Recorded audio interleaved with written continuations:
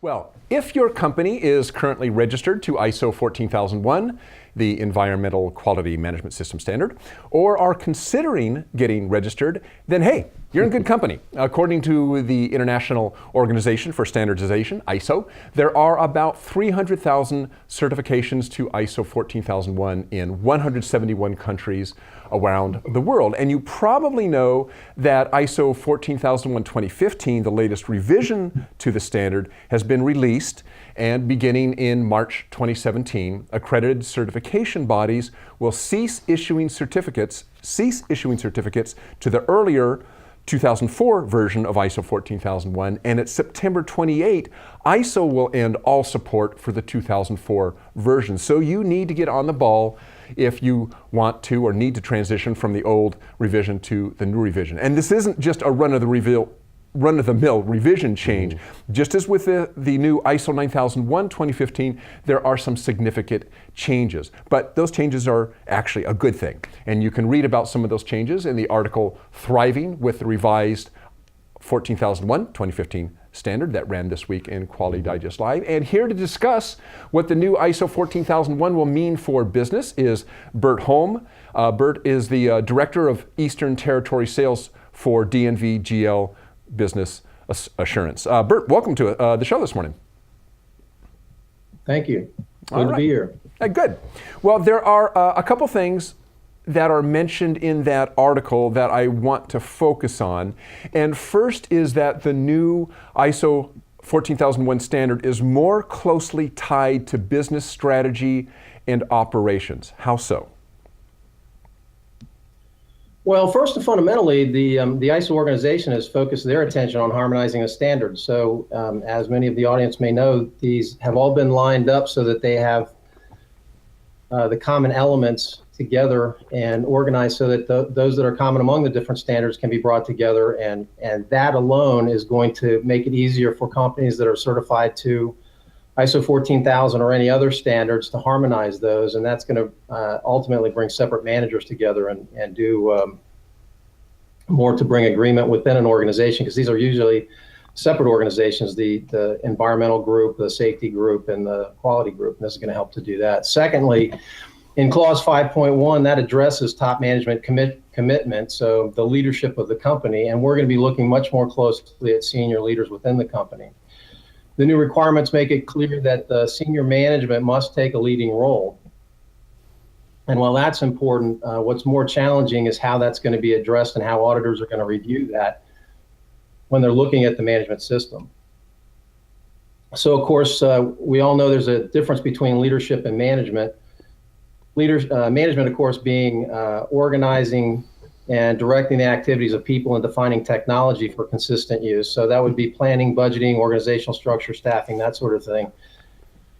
And leadership being that part of business where they're creating the vision and strategy for the company, communicating and setting that direction, and then motivating the people and aligning the different organizations to achieve those goals. And so there's going to be a lot more scrutiny by auditors of those features and their interaction going forward.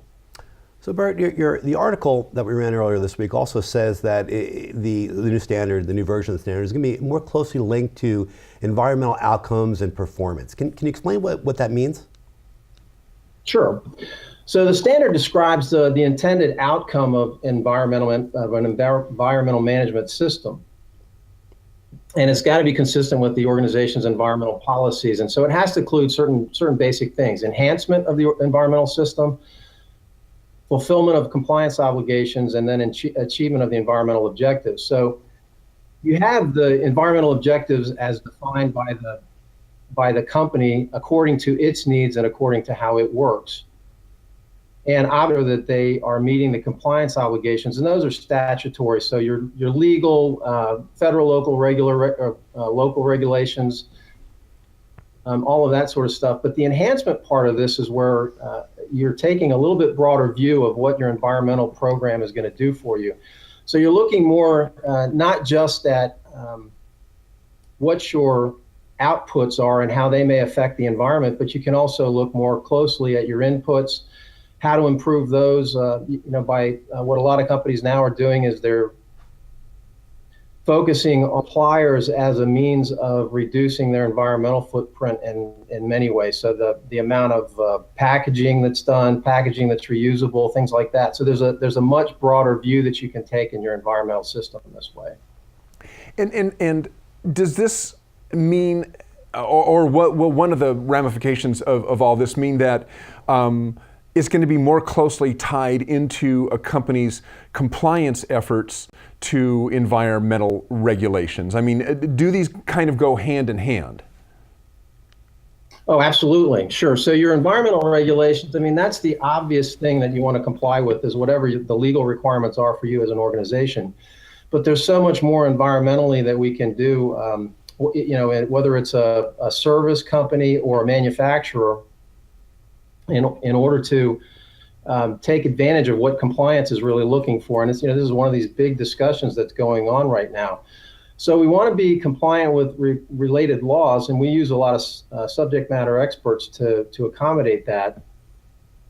But then there are also voluntary commitments that businesses make, and these are going to come into play. So if a business says it's focused on sustainability, there's a lot of things that sustainability means, and that tends to be a very all-encompassing term. The ISO 14000 standard itself is probably the most recognized environmental standard, and it provides a lot of the currency that it has in a marketplace is probably higher than anything else. There are hundreds of environmental labels and compliance things that people can have. But with the ISO 14000 standard, you're looking at how do you use that on a business-wide basis versus just compliance with the standard and the guidelines as they're applied. Okay, and just quickly, what kind of impact do you foresee that the new standard might have on a company's customers? Well, I think customers are going to benefit by this too. I mean, obviously, if you're focused on avoiding environmental impact, in this case, you're looking at also avoiding taking some of these costs on initially. So you want to find, for instance, if you're looking just at the packaging of the supplied product that you have, by reducing that, you're saving energy, you're saving materials, you're reducing material that goes to landfill and those types of things. All of those benefit the customers that I'm working with, and of course they generally translate into lower costs or to an avoidance of increased costs. So there's a really significant gain from this.